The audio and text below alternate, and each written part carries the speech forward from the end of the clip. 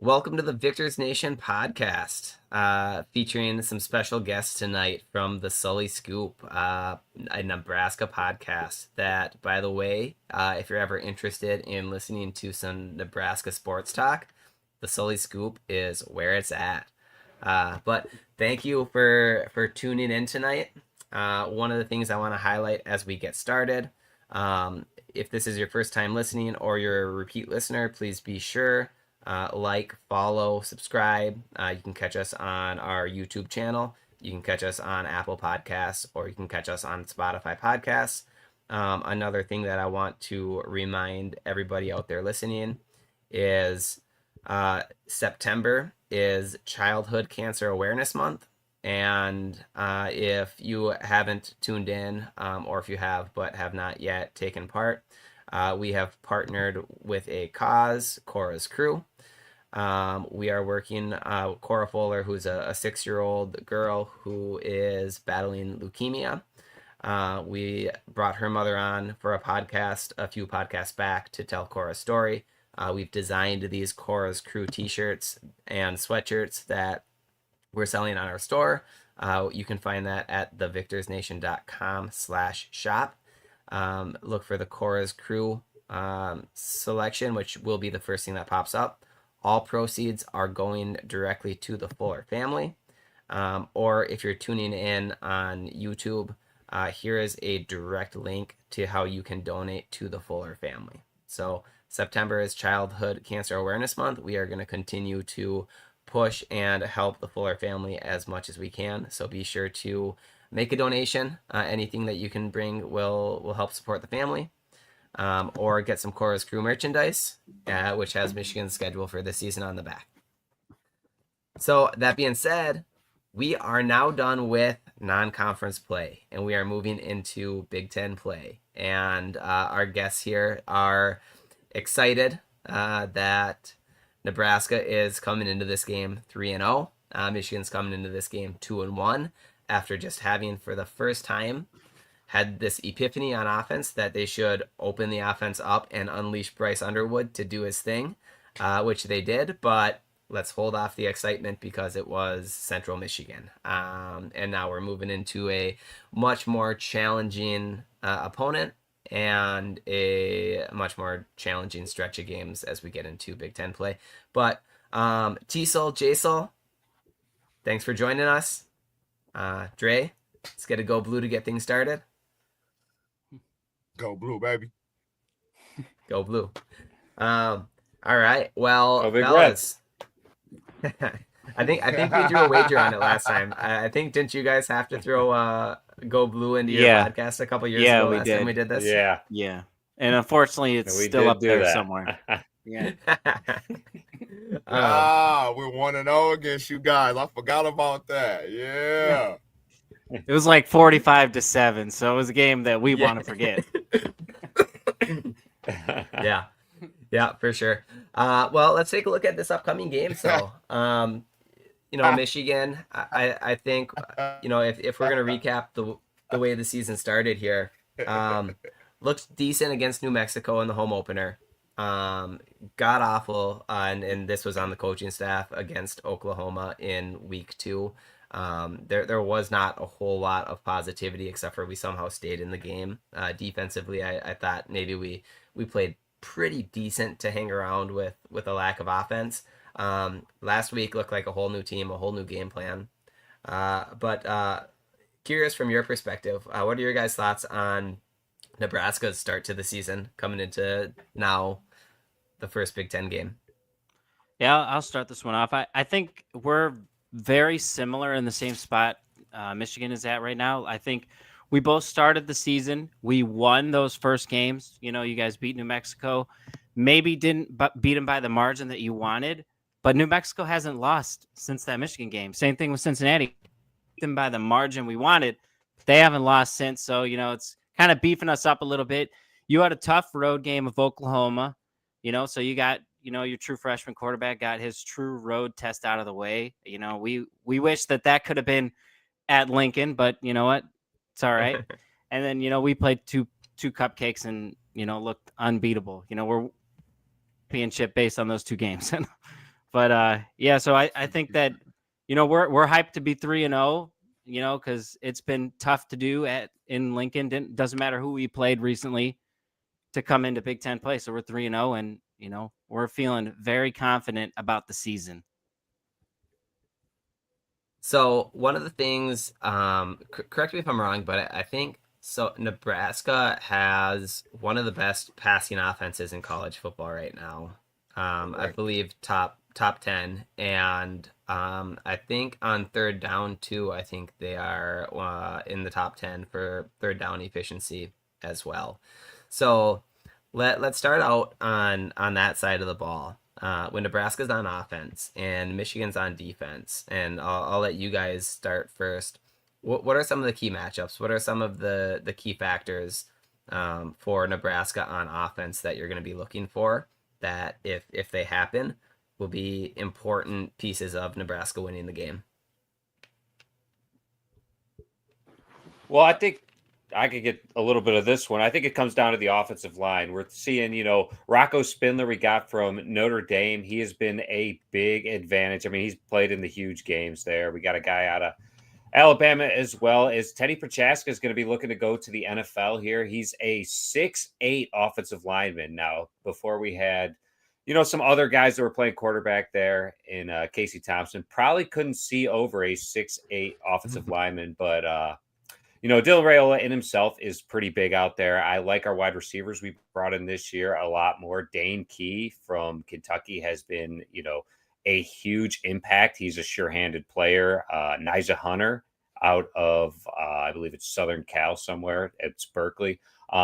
He transferred in. He has been a sure-handed as well, and he's got a little bit of speed like Ja'Cory Barney Jr. It kind of taken away the highlights that Ja'Cory maybe had earlier, last year as a freshman, but now they just got more targets for Raiola to go after. He's looking a lot older in himself.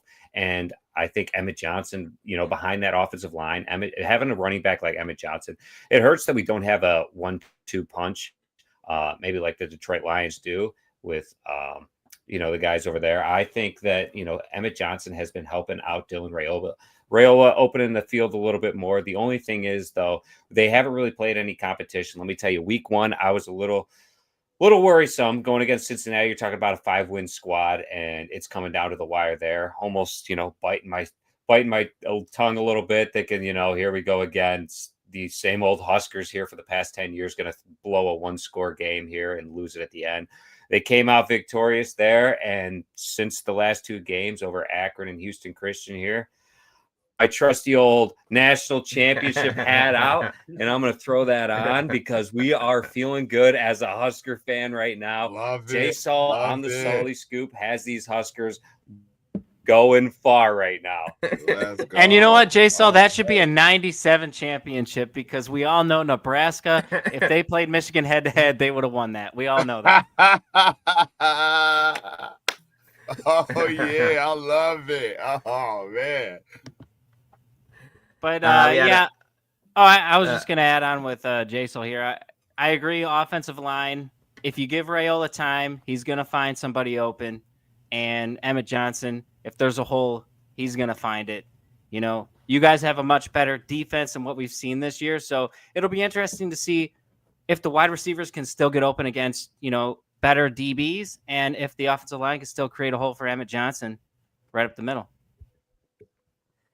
Yeah, and I think defensively too that's gonna. There's a couple key factors with what you guys are talking about. I think an X factor to keep an eye on the defensive side of the ball is Jayshon Barham. That guy, he's been the best player on the football field when he's been on the football field for Michigan defensively. He is everywhere. They can line him up at edge. They can line him up at the linebacker position. He's been rushing the passer. Awesome. I mean, you can hear it. I don't care if you're in the stadium or if you're watching on TV. When he hits somebody, you can hear it. And obviously you guys are familiar with Ernest Hausman, the gift from you guys that left after his freshman season. And now you guys probably watch him and he looks like a monster. I'm not sure if you saw the clip against New Mexico, where New Mexico's offensive lineman pushed him after the play and then ran away as he marched towards him, but he looked like an intimidating man. But Jay Sean Barham, I think that's a huge factor in the game. If he can get some pressure on Rayola, I think he's going to be the one that can get a couple licks on him and maybe take him out because he's looked pretty damn good. His completion percentage is like what 76% on the season right now. I think he lead. I think he leading right now. I think I want to say the Yeah. Big Ten or the NCAA with like 70-some%. Am I Yeah. right? 75. 76.6. Yeah. Yeah. Okay. Yeah. I Yeah, knew it him was or something the like he guy looked out good. of the guy at Ohio State's up there too. Well, so Yeah. is the USC Who, quarterback. Okay. Okay. I don't know about completion Okay. percentage, but he's got him in yards. The USC guy. Yeah, I was about to say I was thinking the completion percentage that he lead in, correct? That could be, yeah. He I might know be, he's up there but for sure. even against, so Cincinnati is at least a program that has the resources to be competitive. Right? They don't have the same coach that they had when they were the mid-major program, the group of five program that was making noise and went undefeated, but they still have the resources, right? And they're still a decent program. Whenever you play them, you know that it's a tougher non-conference game against a smaller school like that. But still completing over 75% of your passes against even lower level competition. That's impressive. So I think a big factor is going to be getting pressure on him. How has Rayola been scrambling? It's kind of hit or miss because most of his scrambling came last year, I would say, but he's not like a speedster quarterback. So if you get pressure in there, he's not going to run away from it. He hardly ever runs, but he did like one game last year and it was against Ohio State. So he has the ability to do it, but he's pretty smart at just throwing the ball away if he sees pressure. So like if you come in like on the blind side, he doesn't see it, you can definitely get to him because he's not going to run away from it. Yeah, that's been an Achilles Mahomes. heel so far this year for Michigan's defense. That's really what Oklahoma did was they John Mateer ate Michigan up by extending plays, and they just could not stop the QB run that game, and that opened up even him scrambling and extending plays. They hit a couple big passes off of plays that should have been dead. So that'll be a big factor. Third downs in general. So for Michigan, one of the things that was really frustrating last year, and it started out again this year, was an ability to get to third and medium or long, and then an inability to get off the field on third down. And a lot of times their defense got very predictable, where they would send pressure and go to man coverage, and their man coverage would get beat. And so time and time again, I feel like everybody that was involved in that football game knew on third and medium to long that Michigan was sending pressure and going man coverage, and they gave up so many third downs. So I think being able to get off the field on third down is going to be huge. But you're talking about the receivers, and I'm not. Our run defense is pretty good. We've got good linebackers. We've got a good defensive line. The quarterback run has been really the only thing that's gotten fired up against us in the run game so far this season. But one of the things to keep an eye on is Michigan's secondary and their health. So been a little bit beat up in the secondary. So last week we had a freshman, Jaden Sanders, starting with Zeke Berry, our normal starter at corner, out. I don't know if he's going to be back this week or not. It sounds like he's trending in the right direction, but in college football, nobody ever actually gives good, transparent information about if a guy is actually ready to play or not. Yeah, facts. I think that is a key. I think that it's a tough task for a freshman to go out there and slow these receivers down. And on the back end too, Rod Moore is supposedly expected to play.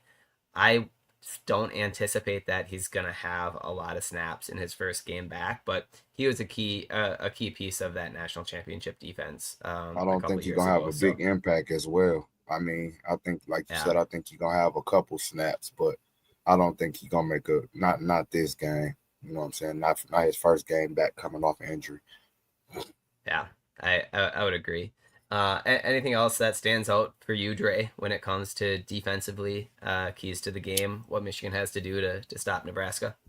I think if we can get pressure on baby Mahomes, we'll be straight. But our secondary has to hold up. We can't be having them run free like Oklahoma was. Oklahoma, it seemed like it was somebody always open for Oklahoma in the right times. So if we could contain that and not let baby Mahomes go crazy, I think we have a great shot at winning the game. We'll talk about our offense later, but in their defense. But I think with our defense, if our secondary can hold up and we can get just a little bit of pressure, I don't think we need a lot of pressure. I just think we need enough to get him off a schedule and don't let him get ahead on the sticks. If they get ahead on the sticks, it's gonna be a long night. If they could just come out second and 3 and second and 2s and third and 1, 3 and 1, like it's gonna be a long night for Michigan if we can't get them off the field. So our secondary is gonna have to, because I already know he about to sling it. I don't think y'all running game is that good in my eyes. I could be wrong, but y'all average, I want to say like 4.4 something yards a carry. Am I right? Yeah, it's something like that. Yeah, so I'm not really concerned about your running game with our run defense. It's all about how our secondary can hold up with your wide receiver. Got a comment here. Draper hopped in and said it's secondary solid, 5 interceptions in 3 games, but Nebraska is passing at 10 yards a clip. Exactly.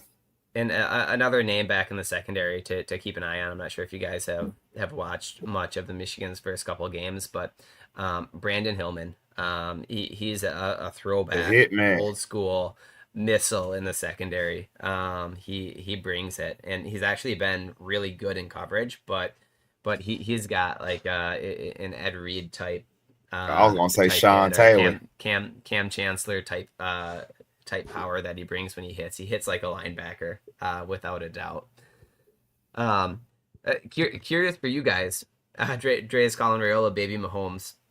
What does the Nebraska fan base? but hold on, Derek. Am I right, Jay? So he is baby Mahomes, correct? That's what we patterned. That's what we look like, right? Let me tell you something. It's mannerisms, everything. And as a Husker fan, I don't hate it. You want to know why? Mahomes is arguably one of the top quarterbacks in the league. And let me tell you something. Baby Mahomes just got his last infinity stone there, as Thanos would say. He had to get a tight end with a love story. And Luke Lindenmeyer went out there after a game and proposed to his girlfriend.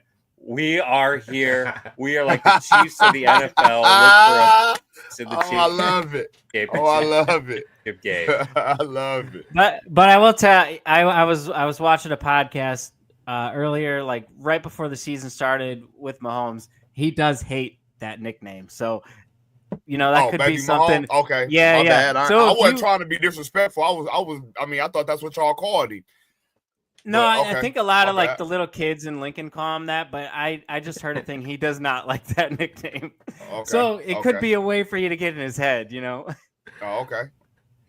I'm gonna call him baby Mahomes. Then. I feel like it's got to be intentional, right? Like he doesn't just happen to have the same mannerisms in between. That's got it. I mean, that's his favorite player for sure. That's his favorite player for sure.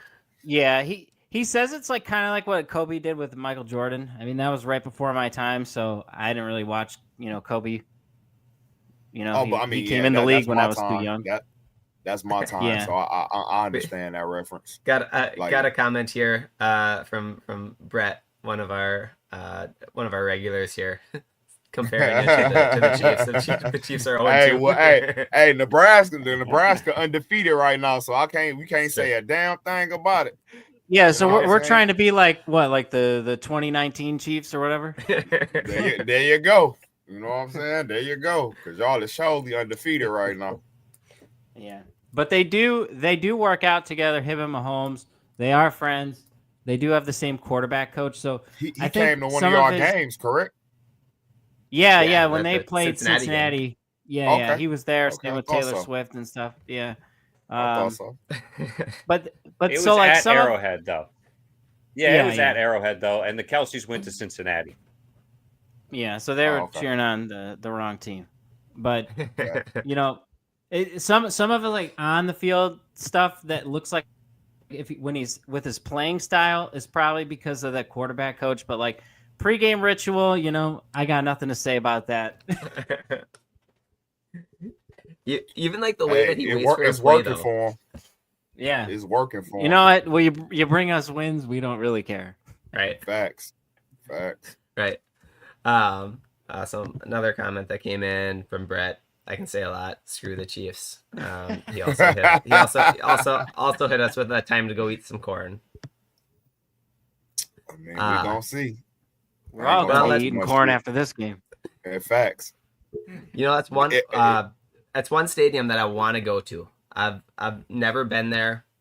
Would love to get to a game. Unfortunately, not making it there this year, but would absolutely love to get to a game. I'm leaning toward it, man. We like 85%, and we don't know just yet if we gonna go. We want to. I want to go to Nebraska so bad, but You guys would love we it. don't You'd know have a yet. great time. Hey, Everybody let me ask welcomes y'all a you. question before we move on. Oh, go ahead. I was just gonna say, like, if you're walking around in all the parking lots, every parking lot in Lincoln is tailgating on game day. If you walk by random people's tailgates wearing Michigan stuff, those people will offer you beers. They will offer you food. I promise you, they will treat you like family. Yeah, I heard Nebraska was one of the best fan bases that when it comes to opposing teams to their stadium is real great. So I was looking forward to that. But let me ask y'all this: have y'all heard about Terrence Crawford coming to the game? I didn't hear. Is he going? I don't know. I was asking y'all. You know, y'all closer to the team than me, and that's my favorite boxer. So I'm trying to just see if I can get, if he going. I went to the Canelo fight. I went to the fight Saturday. Oh, nice. And I it wouldn't surprise me. It would not surprise me. Me neither. Right? Because Matt Rule flew out to the fight Vegas and was there. Yeah. That's what That's exactly what I thought. So let's keep my fingers crossed, man. I'm trying to meet Terrence Crawford, man. That's my favorite boxer, man. So I mean, like when you're looking at Nebraska's, he is. And when you're looking at Nebraska's home schedule, if he's gonna go to a game, it's gonna be Michigan. Nobody else. Facts. That's what I said too. Mm-hmm. See, yeah. Especially after just winning these belts, and then we here on this. Yeah, man. Oh man, please make an announcement. he might run out with the team. He did that last year for one of the games. That's what I'm saying. I'm saying. I just wanna be there and see if I can meet my boy T. Crawford, man. Yeah, it's gonna be lit for sure. Facts. All right. Well, let's flip the script here. When Michigan's on offense, Nebraska's on defense. What should we be looking for from Nebraska's defense? What are the keys to the game for Nebraska defensively to come out with what you guys hope as a W? Well, I'm sure it's a lot. Well, it's pretty much the same stuff. It's pretty much the same stuff that you said. I'm pretty sure. Let's get off the field on third down. Stop the run. Don't let them pass. But our defense to this point, we've been one of the top defenses in terms of getting off the field on third down. We've been one of the top defenses in not letting opposing teams pass against us. We have a ton of seniors out there in the secondary, so it's really the front that is a little nervous because they're more younger guys up there. Most of the seniors graduated, some went to the league, some didn't, kind of thing. So we lost all of those. You guys are one of the top rushing teams in all of college football right now. I don't know if you're number one, but I know you're number one in the Big Ten, and so that's what makes me nervous. Not only do you have to stop Haynes, you also got to stop Underwood from running. And we didn't stop. Yeah. And we didn't stop Cincinnati's quarterback, Sorsby, or whatever his name was. He ran all over us. He was the only guy doing it. And so we gotta have somebody spying Underwood, or we're gonna get murdered in that aspect. Yeah, and I totally agree. I think we have. Go ahead, Jason. Go ahead, Joe. Well, I was sorry. I totally agree with that. I think it comes down to the rushing game of Michigan. I mean, in the Cincinnati game, like Tiso was saying, we did not stop Sorsby. He went for over 120 yards against us. I think a quarterback with legs really hurts this defense. You almost got to have a guy that's just going to sit there and spy on him. I think the Huskers realistically have two good lineups in their depth chart here of guys that can get on the field. Are they good for the Big Ten? Yeah, they can play. They're not great for the Big Ten, though. Not both of these squads are going to go out there and, put it down them. But you got to have a guy like Cam Lenhart or Williams Nwaneri, who transferred in. You got to have guys on the edge that are going to be locking down Underwood and keep him in the pocket. But I think our linebackers are pretty strong here. And we do have a transfer that came in from Alabama last year, Elijah Judy. It's really good to see him actually on the field and doing something. Obviously, the polar bear there for us last year kind of took the bright spot with Ty Robinson as well. So finally, he's on the field playing the spot at nose tackle. I think our defensive backs, with all the seniority there, they're all seniors. We got upperclassmen there. We saw Malcolm Hartzog, get a holding call or, a pass interference, gives Cincinnati an extra play there at the end, gets them closer. If you're me as a Cincinnati coach, I'm playing for overtime at that point. They had all the momentum, but unfortunately, he's like Scott Frost and goes for the big play. And Malcolm Hartzog had the opportunity to come up with a big play and rebound there. And I just think we have a lot of seniority here on the defense that has really stood out right now at this point in the season. But again, we've only played one Power 4 team in Cincinnati, and they didn't look phenomenal, but they got enough done to get the job over with and get the win. But, Cincinnati is not Michigan, and Michigan's offensive line is going to be stronger than the boys in Cincinnati. Yeah. And some of the things to elaborate on what you're talking about, obviously, stopping the run, getting off the field on third down, as we joke about it, are keys to any football game. Michigan's rushing offense, it's weird. I don't know how I feel about it quite yet, because it's been a lot of home runs. It's not the same old school boa constrictor that it was a couple years ago, where it was just if they need 4 yards, they're going to get 6. Right now it's been the offensive line has really struggled to consistently get those 3, 4, or 5 yard gains. But Justice Haynes has been a home run hitter. If there's a lane, he's got great vision. He's got power. And if he's in the open field, he's got speed. And that's been what's really elevated their running game so far. And I think what they put on film last week, it was the first time that they let Bryce Underwood run the ball. It was the first time that they really designed quarterback runs to him, and the first time that he just didn't hesitate to put the ball down and scramble with it. So I think that if they take that game plan that they had last week offensively into this week, that's where I think it's dangerous, because that did open up the run game. Actually, against Oklahoma was daring Michigan to put the ball in Bryce Underwood's hands and let him try to beat them. They played a lot of man coverage and a lot of stacked boxes. They outnumbered Michigan at the point of attack in the run game, and Michigan didn't change anything up. They just kept running into negative numbers. And so if they open the offense up, if they keep the offense open, that's where I think you guys are right. That's going to be potentially dangerous, where Bryce Underwood, he's a true freshman, but 6'4", 230. I mean, it runs a 4.5 40. That's a big guy. That's a Cam Newton-esque freshman out there that can make a lot of plays. I think another thing to really highlight as X factors on Michigan's offense, though, is their tight ends. How has your guys' defense done against tight ends? Because Michigan's tight ends have been an X factor for years, but they've got two really good tight ends in Marlon Klein and Hogan Hansen. that haven't been fully healthy all season, but both were fully healthy last week. And when healthy, they've looked really good.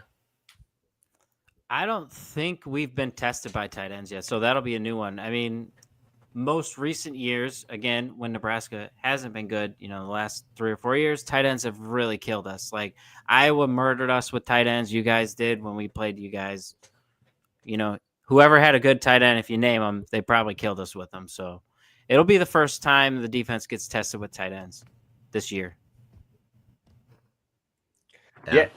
Both of those teams in Michigan and Iowa. Well, Iowa has been tight end university here for a little bit, but Michigan, Jake Butt over there, he's on ESPN now, obviously, was pretty phenomenal to watch out there as a tight end as well. But we haven't really been tested by tight ends yet. I would say we haven't been tested by a quarterback yet. No quarterback that the Huskers have played yet has, I don't believe, that quarterback has gone over like 130 yards. And that was in the Houston Christian game. The guy went for 130 against the fourth strings. So I think the starting lineup there has been pretty, conservative there on the defensive side and keeping the wide receivers locked down for enough time. Now they haven't faced an offensive line that's going to give a quarterback enough time to sit in the pocket and find a guy get open, because the tight end is going to be bigger than the linebackers we're jogging out there. See, that's my concern is how our wide receivers hold up against your veteran secondary. If your secondary can lock us down, we're gonna be in for a long night if we can't run the ball. So, that's gonna be a big look-see in the first couple minutes to see how what they call and actually, and if our receivers can get open, because that's been one of our struggles, man. I don't understand it. Like, we can get every position around on the field, but wide receiver, I just don't understand why Michigan can't. But whatever. But yeah, that's my biggest concern with your veteran secondary and our wide receivers. I ain't gonna say they can't make plays, but they just haven't made the consistent amount of plays yet for me not to, you know what I'm saying, worry about them. Yeah. I think that's still the biggest prove it position. Offensive line a little bit, but the tackles have played well. Some injuries inside, but it actually seems like the backups have stepped in and played better on the interior of Michigan's offensive line. But I agree. Oklahoma dared us to beat them with our receivers, and we didn't. But we also didn't scheme them up enough. Yeah, exactly. We didn't scheme anything. That was good. The majority of our passes were within 5 yards of the line of scrimmage. A lot of horizontal passing, not vertical passing, while they were in man coverage, and everything was just in front of them. A couple comments that have come in. Draper, we're 45% on third down, about 50-50. I think our O-line will be up for this. I hope so. That's probably going to be one of the key stats. This is probably... They have to be. If not, we're in trouble. I think this game is going to look like... what year was it where Adrian Martinez fumbled? 2021. 2021. And we were at that game, or at least I was. I think Beast, not Jay, so... I think it's going to be a game like that. I think it's going to be a game like that. That's just a tight, tough game, all game on both sides of the ball. And I'll tell you too, that's probably one of the best games I ever went to. Like, I know that the team lost, but I'm just saying the energy at that game was ridiculous. I mean, there's always like one game a year where the energy is like that. I think last year was Colorado. It's probably going to be you guys again this year. Yeah. Do y'all have any night games on y'all schedule? We went to the Akron. We took on game Akron earlier. Was the only night game at the beginning of the season. But most of them they haven't like announced. Night game. Yeah. No, it's 2:30. It should have been. Yeah. Yeah, they should have made Michigan a night game. But like, if you think about like our home schedule, like after you guys we got a bye, then we got Michigan State. I mean, come on, then we got then we're on the road at Maryland and Minnesota. Then we host Northwestern, and we host USC. So it's probably USC. And they actually announced a blackout for that game, like black uniforms. So that's probably a night game. Yeah. Oh, that's going to be tough. Yeah, that's going to be tough. All right, another question from our friend Corey here. Great content, boys. Question for T-Sol. I've been trying to get my wife to let me put up a fish mount on the wall. It's a big hell no. What's the secret? So 2 questions. What's the secret? And also, if you had to identify something you feel is better in the Nebraska program over the Michigan program, what would it be? Good question, Corey. You just got to put it up in a room that she doesn't go in that often. Like, this is my podcasting room here. And, I brought up bringing it up in, like, the family room. And she was like, absolutely not. I'm like, well, what about the office? No, absolutely not. So you just put it in a room, and, she can live with it because she doesn't ever have to look at it. Facts.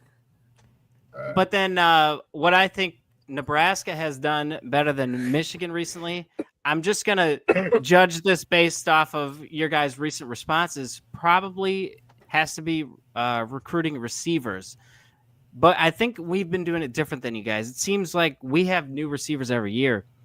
We hit them in the transfer portal for like 4 or 5 years now. And like, 1 year it doesn't work out. Then the next year we get a guy like Trey Palmer. And then the next year it doesn't work out. And now we have, 2 new guys in this year. So that's kind of how Nebraska's been going around the wide receiver thing. Because when we heard Raiola was committing to Nebraska, we kind of looked at our roster and said, well, we don't have the wide receivers that this guy's going to expect when he comes in. And they've just been hammering the transfer portal.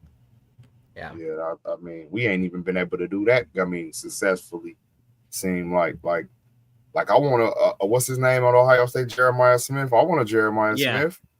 Us too. I even take a Buka. You know what I'm saying? Like, because anyone. Jesus. Yeah.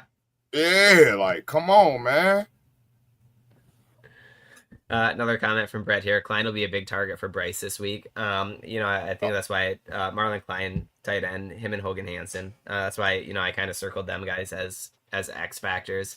One of the challenges defensively is Michigan has, over the last couple of years, incorporated so many multiple tight end sets, and another guy on Michigan's offense that is I don't know if what he brings to the table translates to the NFL, but Max Bredesen is one of the toughest dudes that there is, and he lines up as an H-back. He lines up as a tight end. He'll split out wide, by the way. Just for you guys when you're watching a game, if you ever see Max Bredesen split out wide, I can almost guarantee you that it's a screen pass if he does not motion back into the line of scrimmage, because he is not a route runner. They're not splitting him out to try and run routes. They're splitting him out to hit somebody really hard so that whoever does have the ball has more room to run. But I think it can be a matchup nightmare for a defense when you match personnel to that which looks like you're matching run personnel, but then you've got a really athletic tight end that is a mismatch on a linebacker, which is what Marlon Klein can be. Not to the same level that Colston Loveland was. Not yet, but he looked a lot. He's looked a lot more like Colston Loveland this year than I thought he was going to, which was impressive. Another comment, Gabrielle. Good job, y'all. This live is cool. Thanks for tuning in. If it's your first time, thank you for tuning in. Give us a follow. So I'm curious for you guys. You had a question you were going to ask before we started the podcast, so I'll let you get to that question. But I've got a question for you guys, right? So it's going to be a good matchup. I think it's going to be a pretty even matchup. When Michigan got the ball, what game plan is going to come out? Is it going to be the conservative, scared game plan that they had against Oklahoma, or the unleash Bryce? And if he learns and makes some mistakes, then so what? Then he learns and makes some mistakes. Defensively too, Michigan just needs to they need to get off the field on third down. And what's the health of their secondary going to look like? You guys have a great passing offense. And I'm curious though, how big is this game to you guys? Because I feel like, as Nebraska fans, every year I feel like early in the season, you get all of this hope. You're darn right. Would you classify this as a must-win game? And I wouldn't do it any other way. Damn right. College football, baby. You gotta love it. Now, let me tell you, that first loss always kills you. This is yes, but this is a must-win game. I will say that for the Huskers, this is definitely a must-win game. We know Matt Rule's record against ranked teams right now. This is a 21 team in ranked in the country, coming to town. Matt Rule has to get the job done. The game opened up as a 2.5-point favorite. It in Michigan's favor on the road. So Nebraska is the underdog, 2.5 points. It opened up at that. It climbed down a little bit. It got close to even money there at a certain point when Michigan went on the road and lost to Oklahoma. And Nebraska on ESPN matchup predictor was a 70% coming out of there victorious in that game. And all of a sudden, Michigan goes out there, beats Central Michigan down.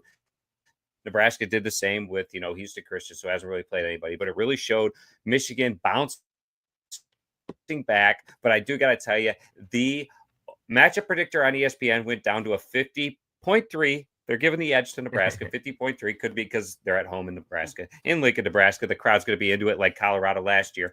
But the spread is still at 1.5. Michigan's favored. This game is going to come down to, it's going to be a close margin there in the fourth quarter. That's what I got this game going to. I think there's one aspect of the Huskers that this game could come down to that could be the difference maker that the Huskers haven't had since, I don't know, 10 years ago, 11 years ago. It comes down to, first of all, the special teams. They're all, outstanding.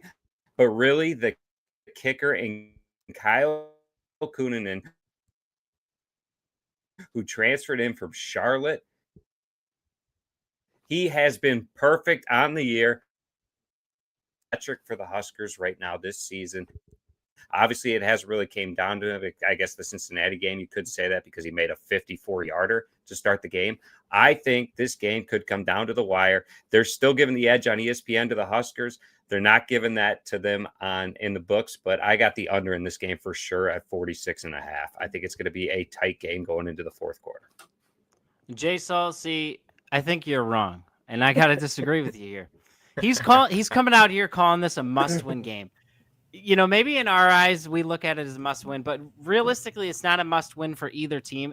It's a game you would really, really like to win, but you'd more so like to just compete in it because neither team is dead in the water. If after this game, if Michigan takes care of the rest of their schedule, they still get their prove-it game against Ohio State. Nebraska, they still get their prove-it game against Penn State. It'll just level our expectations. We already know the team is a lot better than what it was when Matt Rule came. So it's more, he's doing a slow build. He didn't do the Deion flash, you come in, win Heisman kind of thing. He's doing the slow build because Colorado looks really bad this year and Nebraska's looking a lot better. So to me, it kind of if we beat Michigan, then maybe some of those analysts that are picking Nebraska as a dark horse for the playoffs, that's what we can start thinking about. If we lose to Michigan, but we played a respectable game, we still might end the season with 8 or 9 wins. If we get blown out and you guys are just way better than us, we're probably still a 7-win squad. We're still expecting to move up there, but maybe we're just not there yet. You know what I mean? So that's kind of where it is. It's not a must-win game. It's just one that you would really like to have. So what's the feeling though? Go ahead. What's the feeling though? If you guys win, if Nebraska wins this weekend, we're going to the playoffs. Do you come out of that if game? We win, we're going to the playoffs. We're back, baby. If Nebraska loses, if Nebraska loses, is the feeling same old Nebraska? It depends how they lose. Book your tickets. That's what I'm going to say. They're having the ceremony. They're raising a banner. They get your tickets ready if they win this game. But it depends how they lose. Like if Nebraska has a 10-point lead in the fourth quarter and all of a sudden they somehow lose that game, then yeah, it'll feel like same old Nebraska, But if it's just a dog fight and you guys just pull the more spectacular moves at the end, it's not Martinez fumbling when you guys are already in field goal range, so you just jog out the kicker to win. Right. If you truly earn it, and you beat us, I don't think it'll feel like a bad loss. Now let me from my side, just looking in, I think this is a must win for y'all. I think if y'all can pull this off against us, y'all probably wouldn't lose or have another really tested game until Penn State. I agree. And if y'all can pull that off, I could see y'all going to the Big Ten championship. So this is real important for y'all in my eyes, especially under Matt Rule. This is 3rd year, correct? Yeah. and it's important for us because we already done took a L. We can't keep. We can't take. It's probably see one more coming. I don't know where, but we'll see. You know what I'm saying? But You don't. You we don't. just can't take. No, I don't see another one coming. I see one coming maybe in 3-4 days, whatever it is. We have to see about that. But no, I think it's a must win on both sides. I think this is gonna be a real good game. I think I'm definitely taking the under. I think it's gonna be a hard fought game. And I think it's gonna come down to the kickers, just like Jay Saul said. I think the kickers gonna play a real big part in this game. You know what? Even like the kickers are important, but in a game where I think field position is going to matter, I think the punter too, and that's one thing that I look at that actually has been kind of a weak spot for Michigan, and I was pissed about it a couple weeks ago, because Michigan punted from the 38-yard line and punted it right through the back of the fucking end zone, and so they net 18 yards on a conservative play call when they've got a kicker that has the leg to try and to put that through the uprights, and Dominic Zavada. But another thing too is Michigan hasn't been good at fielding punts. I'm not comfortable with what they've got back there. Even just calling a fair catch and fielding it, they probably, unless it's like clear that they're going to get a return, that they probably lose 6 to 10 yards per punt by not fielding every time the punt. And that's going to be a key factor, because that's borderline a first down every time that they do it. So I think special teams will be a key factor in this game. Field goals, but punting too. I had a college football coach that said if you can't punt, you can't win. And kind of laughed about it, but he's right. If you can control the field position and win the field position game in tight games, that makes a big difference. Yeah, we got a new punter. I think he's from Australia, but tell you, he didn't punt at all the last 2 games, so he hasn't punted since Cincinnati. But he's got a booming leg. And I do remember there was at least one time where, you're punting at like the 40-yard line or 50-yard line, and, you're just hoping to pin him inside the 20. And he did. He pinned him out of bounds, like right at like the 10-yard line, I want to say. And that was something that Nebraska struggled with the last few years. It seemed like all of our punters just wanted to dare it with, oh, can I get it to just stop at the 1? And it never does. You know how that goes. Yeah, right. Facts. He actually pinned him inside the 10 4 times there, T-Sol, in that game. And that's Australia. The one I remember. Played rugby. He actually played. You remembered one of them. There was 4, but he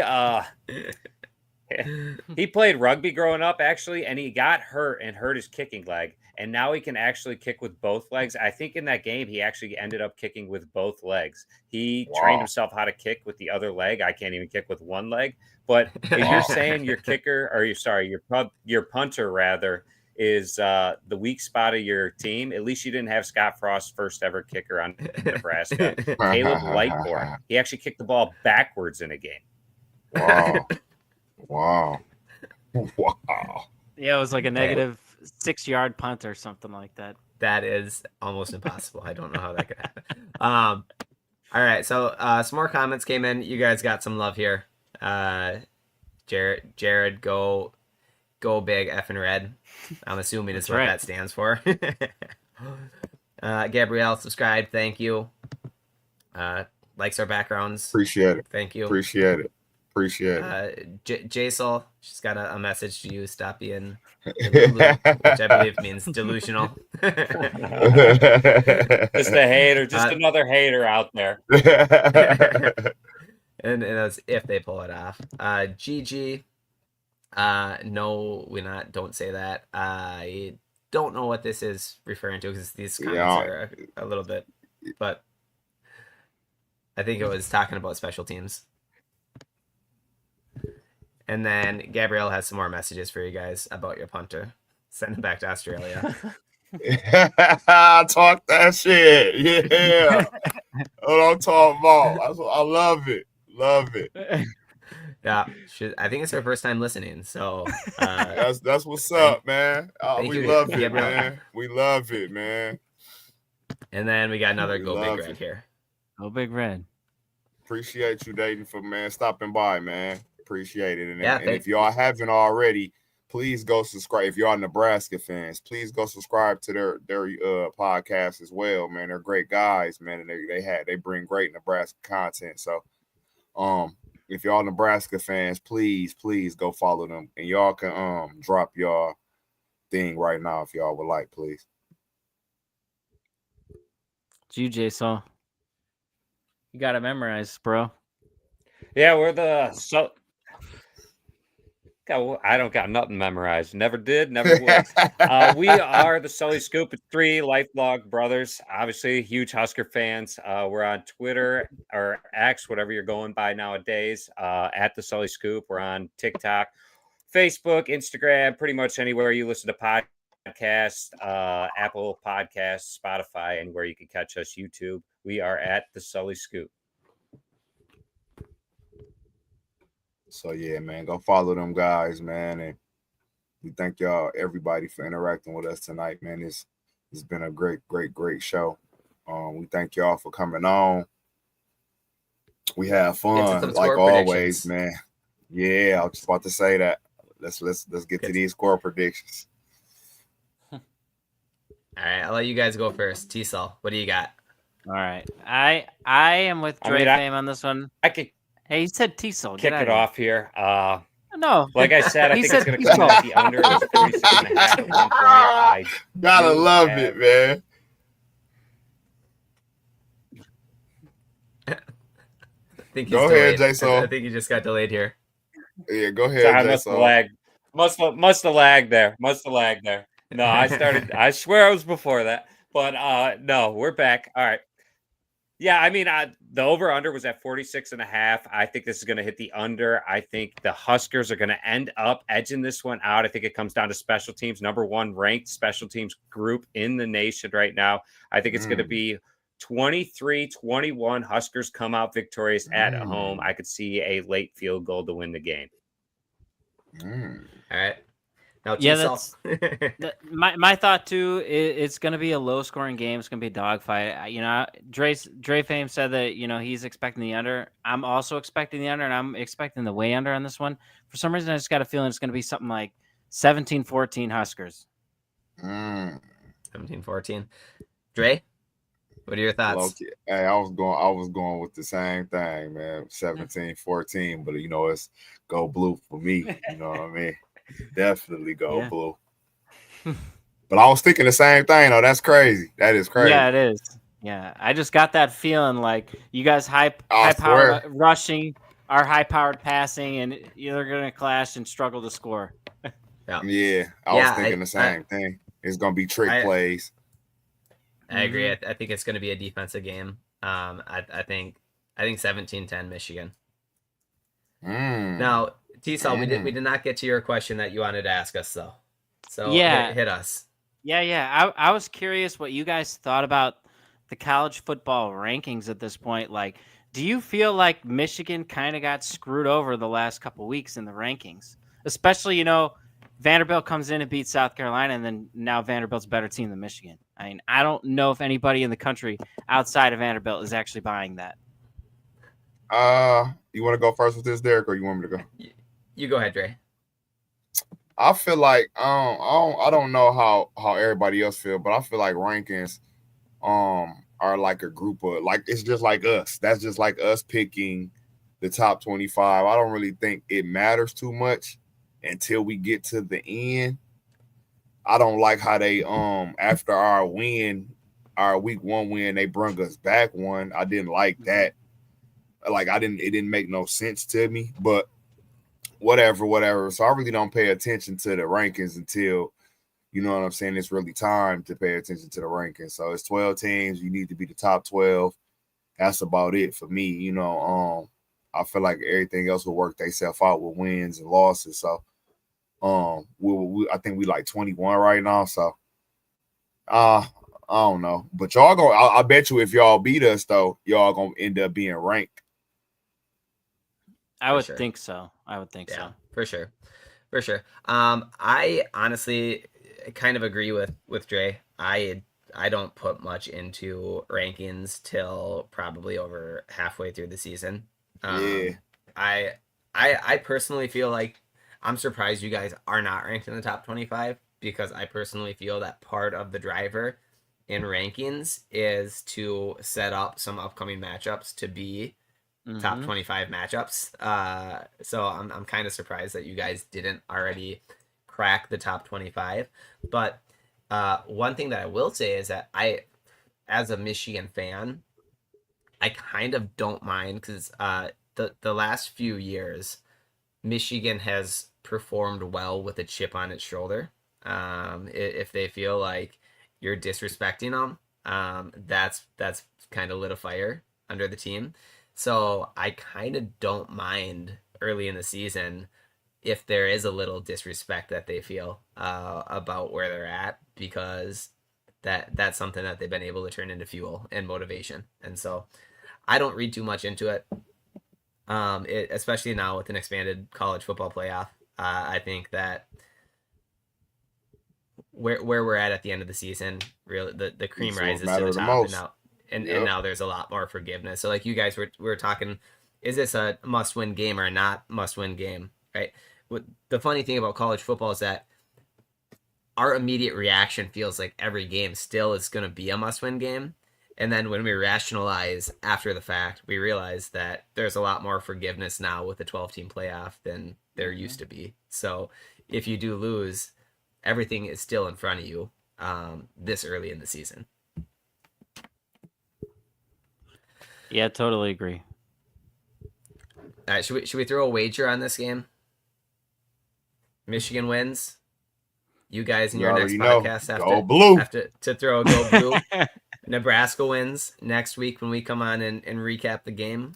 We'll throw a go big red in the podcast. I like it. Let's do it. Let's keep it going. You guys Sounds good. Oh, and I gotta give a shout out to our third host. He on unpaid PTO tonight. Yeah. Shout out our brother Jason Robinson. Yeah, he He'll could be not back make next it. week. He is probably listening right now. His Also PTO got denied, so it's unpaid. It's unpaid. He's got twins at home, so once in a while, fatherhood strikes. Oh yeah, For sure. For sure. Love Awesome. you, bro. Hey, guys, thanks for joining us tonight. Again, anyone listening, the Sully Scoop, great guys. Hopefully you enjoyed the episode tonight. Anything else that you guys want to add as far as X factors to the game or anything before we sign off? well, I guess I could add one more thing. I was going to say it earlier and then I forgot, but I'm pretty sure B-Sol's also, our other brother. He's the one who tells us about all the stats and the injuries or whatever. But I'm fairly certain we don't have any injuries right now. So if you guys beat us, you beat a fully healthy Nebraska squad. Like usually we have a ton of injuries and we're banged up here or there. I'm fairly certain we don't have any injuries outside of like the preseason guys who weren't even on the depth chart to begin the season. Yeah, Bly Hill. Yeah, Bly Hill, but yeah, he wasn't on the depth chart. We have actually, we do have an injury there, T-Saw.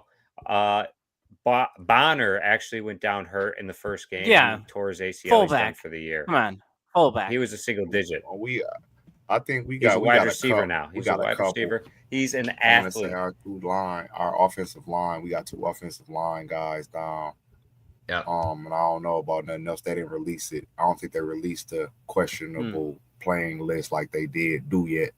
I think they release it like tomorrow or Friday. So I don't know who's injured. You like Derek said in our way over here, we really don't say, you know what I'm saying, say too much unless it was seen on TV, you know what I'm saying, unless they injured. They really don't say too much over here. So we don't know.